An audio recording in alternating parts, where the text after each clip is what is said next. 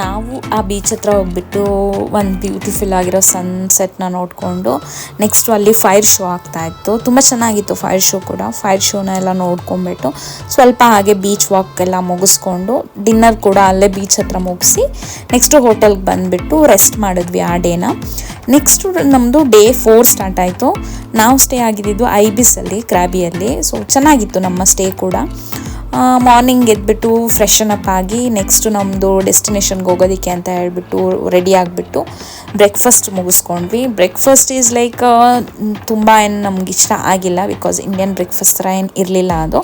So fruits ಅಥವಾ like fruit juice ಎಲ್ಲ ಕುಡ್ಕೊಂಡ್ಬಿಟ್ಟು ರೆಡಿಯಾಗಿ ನೆಕ್ಸ್ಟ್ ನಮಗೆ ಒಂದು ವ್ಯಾನ್ ಬಂದಿತ್ತು. ಇದು ಬಂದು ನಮ್ಮದು ಪಿಕಪ್ ವ್ಯಾನ್ ಫಾರ್ 4 ಐಲ್ಯಾಂಡ್ ಟೂರ್ಗೆ.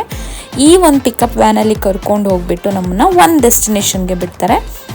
So from that destination we have to travel in like different boats based on ನಮ್ದು ಏನು ಪ್ಯಾಕೇಜ್ ಇತ್ತು ಆ ಥರ. ಸೊ ಅಲ್ಲಿ ಹೋದ್ಮೇಲೆ ರಿಜಿಸ್ಟ್ರೇಷನ್ ಕೂಡ ಮಾಡಬೇಕಾಗತ್ತೆ. ರಿಜಿಸ್ಟ್ರೇಷನ್ ಆದಮೇಲೆ they'll give you one wrist band with different colours. It depends on the package, which package you are going ಅಂತ ಹೇಳ್ಬಿಟ್ಟು, and for their easy identification also. Actually compare to Phuket ಕ್ರಾಬಿಯಲ್ಲಿ crowd ಸ್ವಲ್ಪ ಕಮ್ಮಿ ಇರುತ್ತೆ. So he was our 4 island ಟೂರ್ದು guide. His name is Harry. So ಅವರು ನಮಗೆ actually ಈ ಟ್ರಿಪ್ದು ಸ್ವಲ್ಪ ಲೈಕ್ ಬ್ರೀಫ್ ಇಂಟ್ರೋ ಕೊಟ್ಟರು. ಅಂದರೆ ನಾವು ಫಸ್ಟ್ ಯಾವ ಐಲ್ಯಾಂಡ್ ವಿಸಿಟ್ ಮಾಡ್ತೀವಿ ಆ್ಯಂಡ್ ಏನು ಟೈಮಿಂಗ್ಸ್ ಕೊಡ್ತಾರೆ ನಮಗೆ.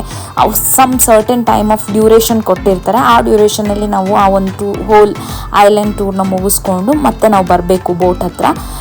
ಬಿಕಾಸ್ ಅವರು ಟೈಮ್ನ ಮ್ಯಾಚ್ ಮಾಡಬೇಕಲ್ಲ, ಹಾಗಾಗಿ ಎನಫ್ ಅಂದರೆ ಟೈಮ್ ಕೊಟ್ಟಿರ್ತಾರೆ, but we should not waste too much of time in one place ಅಂತ ಹೇಳಿಬಿಟ್ಟು. ಈ 4 ಐಲ್ಯಾಂಡ್ ಟೂರ್ ಹೇಗೆ ಅಂತ ಹೇಳಿದ್ರೆ, actually they take us for a sunset, they take us for a snorkelling and beach ವಾಕ್ಗೆ ಕರ್ಕೊಂಡು ಹೋಗ್ತಾರೆ. ಸೊ ಇಲ್ಲಿ ವಾಕ್ ಮಾಡೋದಕ್ಕೂ you can easily walk 100 metres or 200 metres, because depth ತುಂಬ ಕಮ್ಮಿ ಇತ್ತು ಇಲ್ಲಿ ಸೀದು ಕಂಪ್ಯಾರಿಟಿವ್ಲಿ. ಆ್ಯಂಡ್ ಟೈಡ್ಸ್ ಕೂಡ ಸ್ವಲ್ಪ ಲೋನೇ ಇತ್ತು ವೆನ್ ಕಂಪೇರ್ ಟು ಫುಕೆಟ್.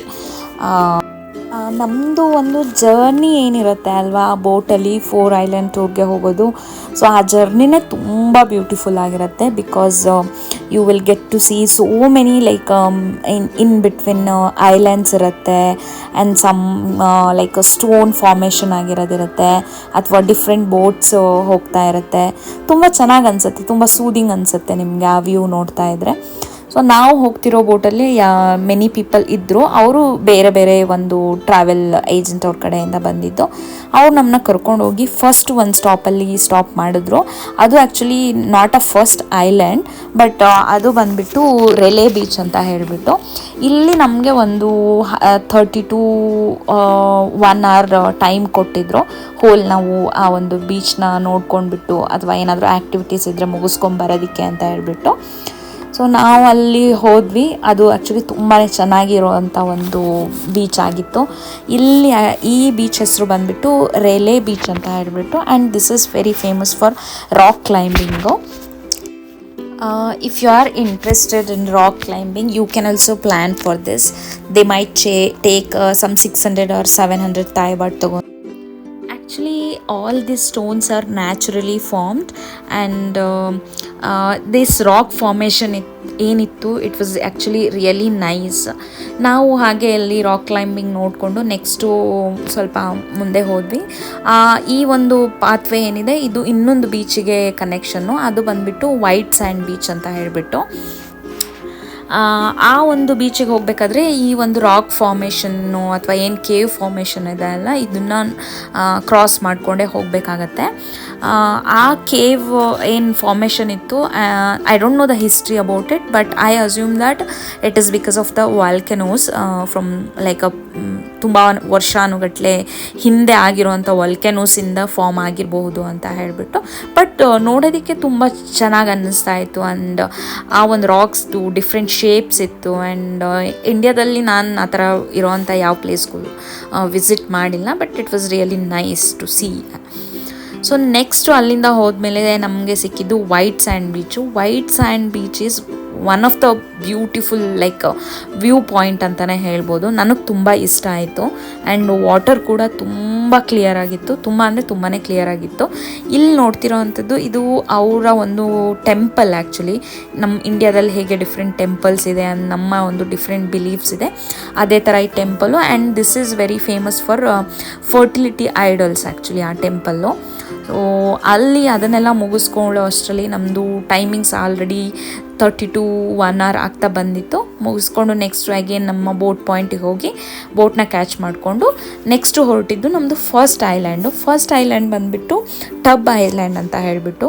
ನನ್ನ ಹತ್ರ ಆ್ಯಕ್ಚುಲಿ ವೀಡಿಯೋಸು ಕಮ್ಮಿ ಇದೆ, ಬಟ್ ನಾನು ಹೀಗೆ ಹೇಳ್ತೀನಿ. First island is tub island. ಅದು ಚೆನ್ನಾಗಿತ್ತು, ಡೆಪ್ತು ತುಂಬ ಕಮ್ಮಿ ಇತ್ತು ಅಲ್ಲಿ, ಆ್ಯಂಡ್ ಹೈ ಟೈಡ್ಸ್ ಇರಲಿಲ್ಲ. ಸ್ವಿಮ್ಮಿಂಗ್ ಎಲ್ಲ ಮಾಡೋದಕ್ಕೆ ತುಂಬ ಚೆನ್ನಾಗಿ ಅನ್ನಿಸ್ತಾ ಇತ್ತು. ಸೊ ಇದು ನಾವು ಆನ್ ದ ವೇ ಹೋಗುವಾಗ ಇನ್ನೊಂದು ಯಾವುದೋ ಒಂದು ಸ್ಟೋನ್ ಅಥವಾ ಕೇವ್ ಹತ್ರ ನೋಡಿದ್ದು. ಅಲ್ಲಿ ನೀವು ನೋಡ್ತಿರ್ಬೋದು ಪೀಪಲ್ ಕಯಾಕಿಂಗ್ ಎಲ್ಲ ಮಾಡ್ತಾ ಇದ್ದಾರೆ. ಆ್ಯಂಡ್ ಈ ಸ್ಟೋನ್ ಫಾರ್ಮೇಷನ್ನೇ ಒಂಥರ ಡಿಫ್ರೆಂಟ್ ಆಗಿದೆ. ಆ್ಯಂಡ್ ಇಂಡಿಯಾದಲ್ಲೆಲ್ಲೂ ಸಾಮಾನ್ಯವಾಗಿ ನೋಡೋದಕ್ಕೆ ಸಿಗೋದು ಇಲ್ಲ ನಮಗೆ ಆ ಥರ.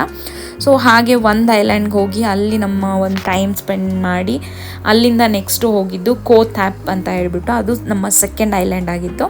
ಅಲ್ಲಿಂದ ನೆಕ್ಸ್ಟು ಚಿಕನ್ ಐಲ್ಯಾಂಡ್ ಅಂತ ಹೇಳ್ಬಿಟ್ಟು, chicken island you must be knowing because ಅದು ಕೂಡ ಒಂದು ಫೇಮಸ್ ಐಲ್ಯಾಂಡು. ಅಲ್ಲಿ ಹೋದ್ಮೇಲೆ ಹೇಗೆ ಅಂತ ಹೇಳಿದ್ರೆ ಅಟ್ ಒನ್ ಪಾಯಿಂಟಲ್ಲಿ ನಿಮಗೆ ಸ್ನಾರ್ಕ್ಲಿಂಗ್ ಅಥವಾ ಸ್ವಿಮ್ಮಿಂಗ್ ಮಾಡೋದಕ್ಕೆ ಬಿಡ್ತಾರೆ. If you don't know any like swimming ಅಂತ ಹೇಳಿದ್ರು ಕೂಡ ನೀವು ಸ್ನಾರ್ಕ್ಲಿಂಗ್ ಮಾಡ್ಬೋದು ವಿತ್ ಸೇಫ್ಟಿ ಜಾಕೆಟ್ಸು.